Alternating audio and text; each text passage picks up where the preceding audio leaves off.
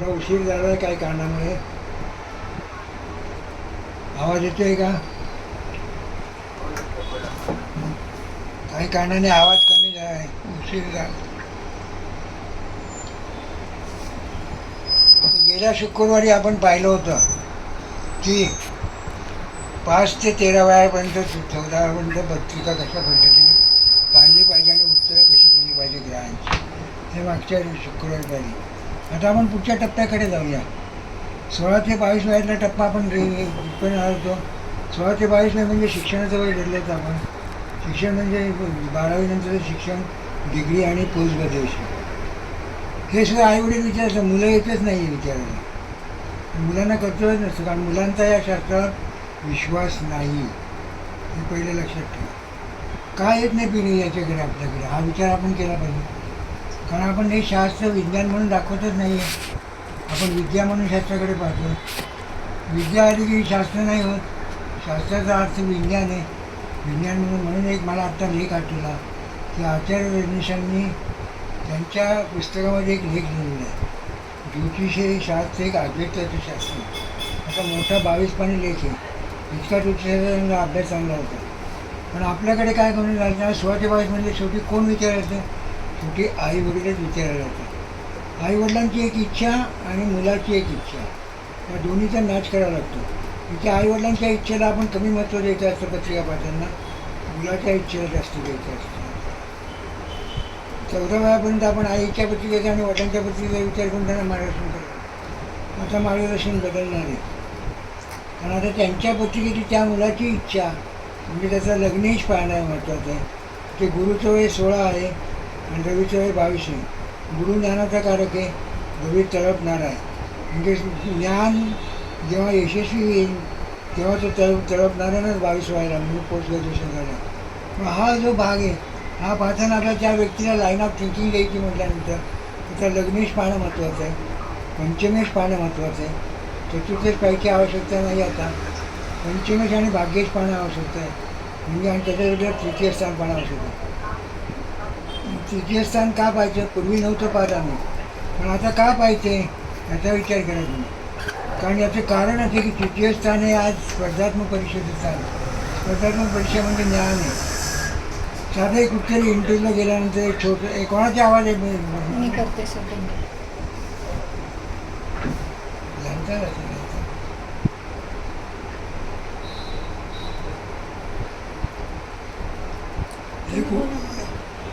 स्पर्धात्मक परीक्षेला महत्त्व काय आहे त्याचा विचार करायचा.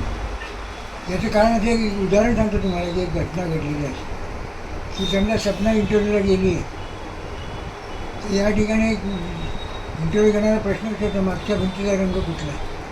समोरचा जो असतो तोच सांगायला पाहिजे ना. पण ती मागे वळून पाहून सांगते, त्यामुळे ती नापास होती. त्यातली उत्तर तसं स्पर्धात्मक परीक्षेचं गणित असतं. हे गणित आपल्याला गुरुकडे असतं, गुरु ज्ञान देतो.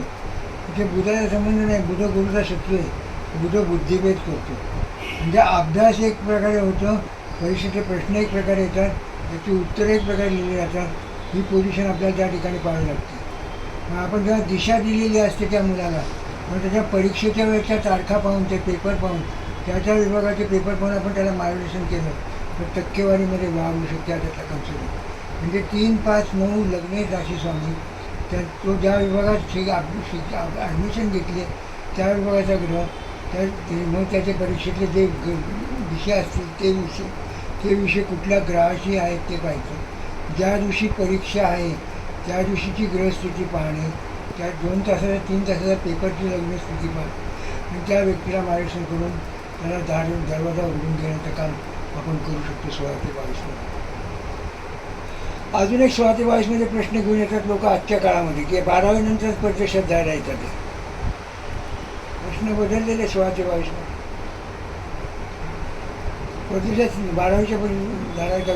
12वी नंतरच प्रत्यक्षात. पूर्वी पोस्ट ग्रॅज्युएशनला प्रत्यक्षात जायचे ना, आता 12वी नंतरच प्रत्यक्षात जायची संकल्पना आलेली. मग आपल्याला या ठिकाणी पंचम स्थान तर पाहावं लागेल, पण त्या जोडीला आपल्याला 3, 9, 12चा विचार करावा लागेल. 12वं स्थान पाहावं लागेल. 12वं स्थान का पाहावं लागेल? प्रवासाचं स्थान आहे. प्रवासाशिवाय घटना घडणार आहे का? तृतीय स्थान हे प्रवासाचं आहे, 9वं स्थान हे प्रवासाचं आहे. म्हणजे शिक्षण कुठे घेणार, म्हणजे 3-9-12चा संबंध लग्नेश राशीस्वामी आणि पंचमेशाशी लावा. म्हणजे पंचमेशाशी जेव्हा तुम्ही संबंध लावा तेव्हा पंचमस्थानातल्या ग्रहांशी लावा, तेव्हा त्यावेळी त्या व्यक्तीला दशा कुठली चालू पहा.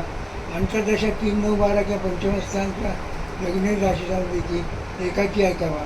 ती शत्रुग्रहाची नाही ना पहा, मित्रग्रहाची एका पहा.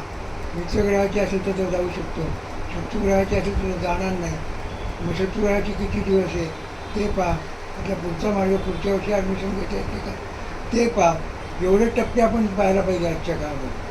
काळाप्रमाणे पाहायचा दृष्टिकोन घ्या तेव्हा ते 22 लोकांना खूप चांगल्या पद्धतीने ज्योतिषशास्त्राचा उपयोग करून लोकांना पाठवते. आणि सोपं आहे. तुम्ही कुठलाही विचार करू नका. तुम्ही फक्त स्थान लक्षात ठेवा, त्याचे मालक लक्षात ठेवा, त्यावेळी त्याच्या अंतिमेचा मार्ग सुटू शकते लक्षात ठेवा. आणि इच्छाशक्ती लग्नेच पहा. त्या आईवडिलांपेक्षा आता कर्जाच्या शिक्षण जायचं तर कर्ज काढायला लागतं. कर्ज काढताना आईवडिलांची ताकद बघावी लागते. म्हणजे आईवडिलांची इन्व्हेस्टमेंट वाया जाणार का. म्हणजे मला दशमस्थान पाहणं आलं. दशमस्थान का पाहणं आलं तर वडिलांचं स्थान आहे, रवीचं स्थान आहे. रवी वडिलांचा कारक आहे, रवी पाहणं आलं. कर्ज मिळणार का पाहावं लागलं. दशमाचं तृतीय स्थान, दशमाचं षष्ठ स्थान कुठलं येतं, तृतीय स्थान येतं.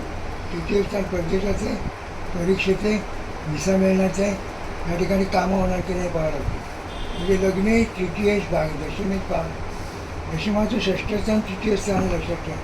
तृतीयाचं चतुर्थ स्थान षष्ठ स्थान आहे बघा. या ठिकाणी कर्ज मिळाल्याशिवाय जाता येत नाही त्यातलं कर्ज. तो काल मला एकाने सांगितलं होतं, माझी मुलगी परदेशात आहे, ॲडमिशन झाली आहे, पण तिथे ती कन्फर्म नाही होते, तिला तिथे हॉटेलमध्ये काम करावं लागतं आणि नोकरी नाही. म्हणजे आपल्याकडे हॉटेलमध्ये काम करणार कमी लागतं, जाऊन आपली मुलं हॉटेलमध्ये काम करतात. म्हणून परवा जाता घरी जाता खालच्या एका हॉटेलला गेलो होतो. मला तिथे आनंद वाटला. नवीन एक पिढीतली एक जीन पॅन्ट टी शर्ट घालून तिने हॉटेल काढलेलं आणि ती हॉटेलची सांभाळ आधुनिक पद्धतीचा विचार करावा लागेल. म्हणजे या ठिकाणी हा जेव्हा विचार कराल तेव्हा तुम्हाला शिक्षणाची दिशा कोर्स कुठला द्यायचा हे आपण इथे घेणार नाही. सगळ्यांनी पाहायचं कसं आहे तुम्हाला मी सांगतो. स्थानं कुठली वापरायची सांगतो. पण 16 ते 22मध्ये त्या मुलाची पत्रिका परदेशात किंवा गाईचे शिक्षण द्यायचं असेल तर वडिलांची आर्थिकदृष्ट्या सुबत्तेसाठी पत्रिका, इन्व्हेस्टमेंटसाठी पहा. आणि ते दशमाचं अष्टमस्थान काय येतं बघा, पंचमस्थान येतं. वडील जे इस्टिमेट करणार की तिथे उपयोगी पडणार की नाही, संतती वापरून योग्य दिशेने जाणार की नाही हे पाहणार ना आपण. दशमाचं अष्टमस्थान किती चांगल्या पद्धतीने पत्रिका फिरवतायचं आणि पाहताय हा विचार करा. ग्रहांच्या कारकत्वाप्रमाणे तुम्ही पाहून या ठिकाणी पहा. म्हणजे या ठिकाणी इन्व्हेस्टमेंट व्हायला जाणार नाही याचा विचार. गुंतवणूक मी तर नेहमी सांगतो की मुलांवरती करणारी इन्व्हेस्टमेंट तर मग पण त्याच्यासाठी त्याच्या 16 ते 22मधल्या सगळ्या दशा परीक्षेची स्थिती, तुझ्या विभागात ॲडमिशन घेतली ते काळ हे पाहून त्याला मार्गदर्शन केलं तर 22व्या वर्षी वडिलांची चप्पल मुलाच्या पायात ठेवून तो उभा राहायला सुरुवात करतो. रवीचं वय चालू होतं. सूर्य इथून पुढे मुलाला सूचना करायच्या नसतात. पण आपल्याकडे वयाच्या 30 झाला तरी सूचनाच केलं नाही. त्याची सूचना नाही करायची. एकदा मुलाची पाय चप्पल आणि बाबाची चप्पल मुलाच्या पायाला ती सूचना करू नये. पण आम्ही करतो कारण ते रवी आहे ना, का रवी ठेवत नाही ना. वडिलांचा कार्यक्रम रवी आहे, रवी तळपतो. माझा मुलगा तळपला पाहिजे, मीही तळपलं पाहिजे, आणि माझ्यापेक्षा चांगला तळपला पाहिजे. हा 8 तास असतो. हा 8 तासा वेळ त्या रवीचा येतो. मग रवीचं वय चालू होतं. इथे नोकरी आली किंवा व्यवसाय आला.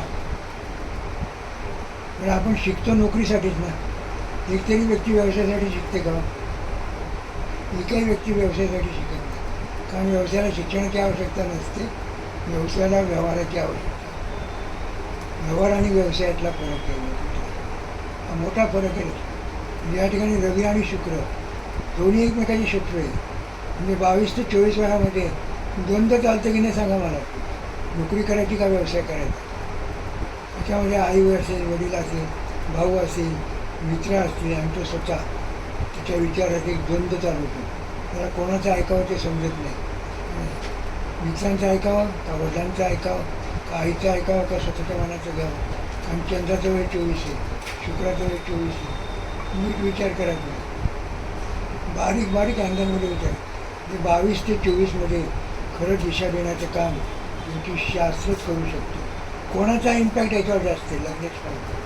रवीचा आहे, शुक्राचा आहे, का चंद्राचा आहे, का लग्नेशाचा आहे? नोकरीची स्थानं 2-6-10 आहे, व्यवसायाची स्थानं 2-6. पण 10चं कार्यश आहे का 6चं कार्यश? कुटुंबासाठी व्यवसाय करणारे का कोणासाठी? का कौटुंबिक व्यवसायात उतरणारे, कुटुंबाच्या ठिकाणी तो काम करणार? ही कन्सेप्ट 22 ते 24मध्ये पाहण्याची आवश्यकता ठरते. हा त्यातला कन्सेप्ट लक्षात ठेवा. छोटे छोटे कन्सेप्ट नाही. 22 ते 24 2 वर्षाचं भविष्य पाहताना रविचंद्र शुक्राचा फार बारीक पद्धतीने आणि मंगळाचं वय 24 आहे. मंगळाचं वय निर्णय कुठल्या प्रकारचे होणार आहे हे पाहणं या ठिकाणी आवश्यक होतं. छोट्या छोट्या टप्प्यातून तुम्हाला पाहावं लागेल. या टप्प्यातून तुम्हाला भविष्य घडवायचे समोरच्या आलेलं मग तिच्या पुढच्या 30 वर्षाच्या आयुष्याची दिशा द्यायची. आणि इथे पाय चुकला तर लवकर उभा राहता येत नाही, असा नियम आहे, अलिखित नियम आहे. हाच पाय चुकीचा झाला पाहिजे, खड्ड्यात नाही गेला पाहिजे, हे आपण सांगायला पाहिजे, ठरवायला पाहिजे. हे सांगता येत ना. म्हणजे रवी, चंद्र, मंगळ आणि शुक्र बघा, इथे बुध बाजूला ठेवला, कारण बुद्ध जास्त वापरला निर्णय घेता येणार नाही. रवी बुधाचा शत्रू आहे, मंगळाचा शत्रू आहे, शुक्राचा फक्त तो मित्र आहे, हे कसा निर्णय होऊ शकतो. नोकरी का व्यवसाय हा कन्सेप्ट त्या ठिकाणी पकडावा लागेल आपल्याला. दशमस्थान पाहावं लागतं. लग्नेश म्हणजे स्थिर राज, तेरराज कुठल्या राशीशी जास्त संबंध. रवी कुठल्या राशीत पडलेला आहे, चंद्र कुठल्या राशीत पडलेला आहे, मंगळ कुठल्या राशीत पडलेला आहे, बुध कुठल्या राशीत पडलेला आहे, लग्नेश कुठल्या तत्वात पडलेला आहे, 2-6-10चे मालक कुठल्या तत्वात. या तत्वातलं बायफर्केशन करत करत टक्केवारीने जाऊन उच्च नीट मित्र समपात त्याची टक्केवारी ठरवायला लागते. टक्केवारी जेव्हा आपण ठरवतो तेव्हा 22 ते 24मध्ये योग्य दिशा घेण्याचा आपण प्रयत्न करतो. किंवा या ठिकाणी नवीन शिक्षण घेण्याची प्रथा आलेली आहे. स्पोर्ट्समधलं असेल, कला क्षेत्रातलं असेल, आवड असते. आवड कुठली जोपासली जाईल हे पाहावं लागतं मला. म्हणजे 2चा विचार करत असेल लाभस्थान होतं, आणि शेवटी 2चा विचार केला मी तर लाभस्थान कुठलं येतं? दोनाचं लाभस्थान दशमस्थान होतं. जे करणार त्यातलं कर्म जागृत होणार का, करिअर मिळणार का, हा विचार या ठिकाणी करावा लागेल. इतक्या बारीक सूक्ष्म पद्धतीने एक एक स्थान उलगडत द्यावं लागतं. 22 ते 24 इथे लाईन मिळाली तर प्रश्न घेत नाही. 24 ते 28ची लाईन बसवून काय हवं. हीच लाईन आज दिली जात नाही, इथेच होत नाही आपल्याकडून, आणि इथेच चुकतं. आणि नाही ते कोर्सेस करत बसतो माणूस, आणि मग त्याच्यामध्ये वेळ जातो. व्यवसायाची पत्रिका असेल डायरेक्ट व्यवसायात टाका ना, कशा द्या शिक्षण शिकायला लागतं, काही जरुरी नाही. बिल्डिंग मटेरियल सप्लाय करायचा व्यवसाय करायला काही शिक्षणाची आवश्यकता आहे? हॉटेल करायला काय शिक्षणाची आवश्यकता आहे? कापडाचं दुकान टाकायला शिक्षणाची आवश्यकता आहे? कापड बनवण्यासाठी फॅशन डिझायनिंग ते शिक्षण आहे, म्हणजे विक्री करण्याची शिक्षणाची आवश्यकता. या ठिकाणी कुठले व्यवसाय बुद्धीचे आहे, कुठले व्यवसाय कष्टाचे, कुठले व्यवसाय वडिलोपार्जिते, हे या ठिकाणी पाहावं लागेल. वडिलोपार्जित व्यवसायात तो येणार काय पाहावं लागेल, जाऊन यायला लागेल. जाऊन आलो हो. मग फोन करतो तुम्हाला मी तिकडे येते सांगितलेलं, तुम्ही तो पण कट केला, मी केला तर तुम्ही नाही उचलला. काहीतरी घेऊन गाडी येते आणि आहे की ती गाडी तिला विचारून आणते काय आणायचं काय नाही. यांना घेऊन मी तिकीट जाणार नेहा गेला. अच्छा, मग आनंदला चाललेत का? काय आणायचं विचारतो. नाही आनंदला पप्पा नेहा येते पेट्रोल भरून. आनंद छान का छान मस्त दोन म्हणजे म्हणून मी सांगतो की भविष्य सांगताना 22 ते 24मधला विचार नीट करावा लागेल. 16 ते 22 आणि 24 हा एक टप्पा महत्त्वाचा आहे, आणि हा टप्पा चुकला किंवा मग 28-30पर्यंत माणूस स्थिर होत नाही. हा त्यातला बेसिक कन्सेप्ट तुमच्या डोक्यात शिरला लक्षात येईल. ग्रहांची कारकत्व तीच, पण त्या वयाप्रमाणे मला लावायची आहे. ती लावण्याचा प्रयत्न जेव्हा मी वयाप्रमाणे करू त्या प्रश्नाकडे तो प्रश्न सुटू शकतो. म्हणून या ठिकाणी नोकरी का व्यवसाय याची दिशा देण्याचं काम 22 ते 24 आज ते होत नाही आहे. वयाच्या 28पर्यंत नोकऱ्या लोकांना लागत नाही आहे, दिशाच मिळत नाही आहे. कारण काय करायचं हे समजत नाही, कारण ऑप्शन्स खूप आले. सध्या 200-250 शिक्षणाचे ऑप्शन्स आहेत. आता मला एकाने प्रश्न आलेला विचार तुम्ही स्पोर्ट्समध्ये जाऊ का? स्पोर्ट्समध्येच जायचे. उत्तर काय द्यायचे मी? काय पाहणार तुम्ही? उत्तर देणं माझं कर्तव्य आहे. पण तेच शिक्षण नाही. तृतीय स्थान पाहणार मान्य मला, पण जे शिकणार आहे त्याच्यात तो करिअर करणार की नाही पाहणं नको. 2 साल आता विचार करायला नको मला. तुम्ही या ठिकाणी केला तर प्रश्न येणार आहे का सांगा मला. त्या गोष्टी आपण करू शकतो. पाहण्याचा दृष्टी 22 ते 24. मी आज 16 ते 22 आणि 22 ते 24 घेतलो. आणि 24 ते 32 हा 8 वर्षाचा पिरियड खरा महत्त्वाचा जीवनातला आहे. इथे जो चुकतो तो उभा राहत नाही. इथे जो यशस्वी होतो तो आयुष्यात मोठा माणूस होतो. हा पाहिजे आपल्याला. पुढच्या शुक्रवारी आपण पुढच्या 24 त्या व्यक्तीचा भाग पाहू आणि पुढे जाऊ. मला काही सूचना आल्या याच्याविषयी की एखादी पत्रिका तुम्ही मांडल का? मी जरूर पुढच्यापासून एक पत्रिका घेऊन त्या पत्रिकेने त्या काळातल्या प्रश्नांची उत्तरं कशी द्यायची हे सांगेल.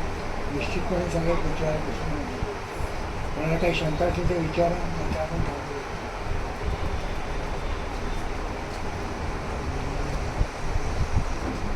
कोणाला काय विचारायचं आहे का? पोलीस. विचारा. विचारल्याशिवाय होणार नाही. नुसतं ऐकू नका हो.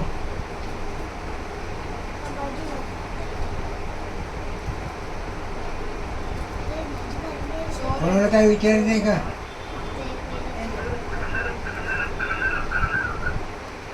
कोण बोलते? आवाज आला नाही. आवाज नाही. आवाज घुमतोय सांगा सर.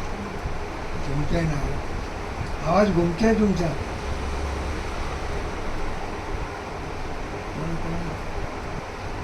विजय माशी नाही येते आवाज म्हणतो म्हणलं आवाज आणला. हा बोला. आवाज येत नाही.